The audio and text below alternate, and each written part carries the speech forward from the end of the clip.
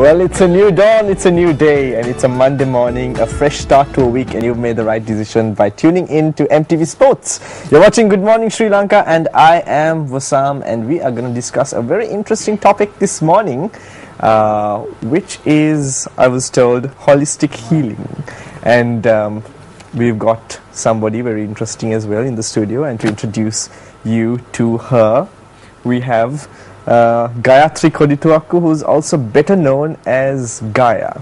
I was told that no one knows her as Gayatri, that all her friends and all her clients, could I say clients? Yes. Know her as Gaia. So, good morning, Gaia. Good morning. And thank you for being with us this Monday morning. And thank you for having me. Did you have a very holistic morning before you came? Always. Always? Of course, yes. All right. Okay, before we get into details, could you just start off by explaining to me and our viewers what holistic healing is about? Okay, so holistic healing is basically a type of healing which is whole. So you get healing through emotional, mental, spiritual and physical planes of healing. So that's what holistic healing is about, and also it's about healing from within, because we believe that in order for you to experience transformation in your physical reality, you should try to transform from within. So healing from within, basically. So would you say that, all right, okay, a lot of people use this kind of stuff for emotional problems as well, right? So would you say that this would also work for all things physical? Of course. Say you get sick. So basically you get sick because something in your energy flow is either blocked or there's residual negativity within you. So obviously, because your physicality is a manifestation of what's going on within. So yes. Okay, to refer to people you help, should I be calling them clients or patients? Receivers. Receivers. Yes. Okay. So let me ask the giver about the receiver's feedback on this. So have your receivers ever told you that this approach of holistic healing is enough and no other alternate medicine is required? Well, I would never advise a person to just stick to one thing. I mean, it's a personal decision, I would say. Like for me, I haven't got sick in 7 years. So I don't really, yes, it's true. Wow. Yes. But also, along with spiritual or holistic healing, you have to maintain a good health. You have to eat right, you have to exercise. All those things I do. But I would say a lot of the people who have received sessions or who have experienced this have told me that they've actually gone through a lot of transformation. People have quit addictional type of behavior and gone through, like, I would say, like a detox. And yeah, many different types of experiences, but it depends from person to person. I see. What kind of methods do you use for this type of approach? Okay, so I basically started off as a Reiki healer, but now I do a lot of other types of healing. Sound healing, I'm a big fan of. I do this ancient Indian type of sound healing called Paratan sound healing, where you use your own vocal cords to make certain sounds which would travel down your energy center, say your throat chakra, your heart, and down your navel to your base, which purifies and energizes your energy flow. So it really does energize you, and it heals you on all levels. I can vouch for this because I experienced this on a personal note, because I don't teach or do any of these healings unless I've experienced it myself. So. And you do yoga as well, right? Yoga. One of the things that I love is called the Tibetan rites. So it's similar to yoga, found 800 years ago by the Tibetans, and it's got 5 sequences in it, 5 types of movements, and it's called the Fountain of Youth. So I've basically seen women and men who are in their 50s looking in their 20s and feeling great as well. So that's something that I really love. I'm guessing something like this would you'll also need a certain change of attitude within, right? Of course. And I think it's, like you said, it's all energy based as well. So there's all this positive energy and this negative energy, and your attitude in general, in your lifestyle. How would you say that would affect something like this?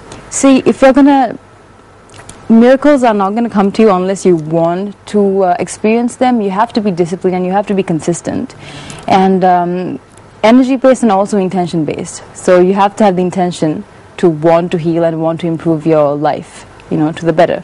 So, yeah. But what about your attitude to the rest of the world? As in? As in, like, okay, if you take someone's lifestyle, and if I take an example, a person who has a negative attitude towards people and situations I see. in general, like, you know, how would that affect the healing process? Like people who complain all the time, or people who... I've experienced this a lot with the people that I've associated with, and people who have come to receive healing also.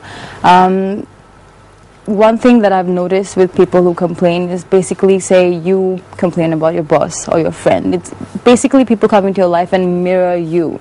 So there are things that you need to adjust within yourself. And you will start to notice that you will start attracting the right type of people into your life. You just have to change the way you think. And even if you don't feel so positive, what I say is fake it till you make it. So, you know, pretend that you're positive until it comes to a point that you're actually feeling good. I'm saying this out of experience because I've been through certain things in life, and I've been through that area of being stagnant and being in that low vibe, and now I've been consistently happy and exploding with happiness constantly because of the way I think and the way I feel. So it's just a decision that you got to make. Okay, I'd just like to explore this thing which you just said, fake it till you make it. Yes. Yeah. So, in other words, are you saying, okay, if you're not genuinely happy at that point, are you supposed to suppress it, or how does it work? It's not about suppressing it. How am I going to put this? Say, okay, this is what I do basically. Whenever I go through, say, sadness or anger, I don't suppress it. I express it, but I make sure that I let it in, but I let it pass through me as well. I don't hold on to it. Okay. And I don't like, oh my God, I'm so upset. I'm gonna hang on to this and be upset for the rest of the week. So it's about letting go. Letting go, and that's one trick that I've learned. Your brain will stick onto any of the thoughts that you let it, as in you put in, and it will stick on to 16 minutes of it. So basically, let's say that you got angry, and you got 16 seconds to change that. If not, it will stick with you for a longer period of time. I see. Yeah. Do you believe that faith matters? Faith. Yeah. Yes. You got to believe in yourself. Spiritual faith? Spiritual faith. What do you mean by that? Like, for example, for stuff like this, do you need to have certain faith in any higher power or religion or something like that? Not really. I mean, I don't think spirituality is equivalent to religion. I think honestly, I think it's believing in yourself and believing that change comes from within, and not you can't expect other people to come and change your life.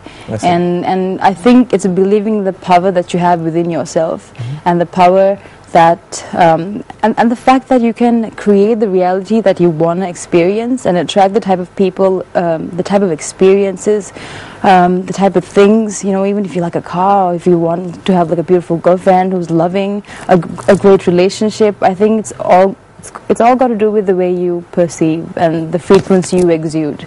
So you attract, positive attracts positive, negative attracts negative.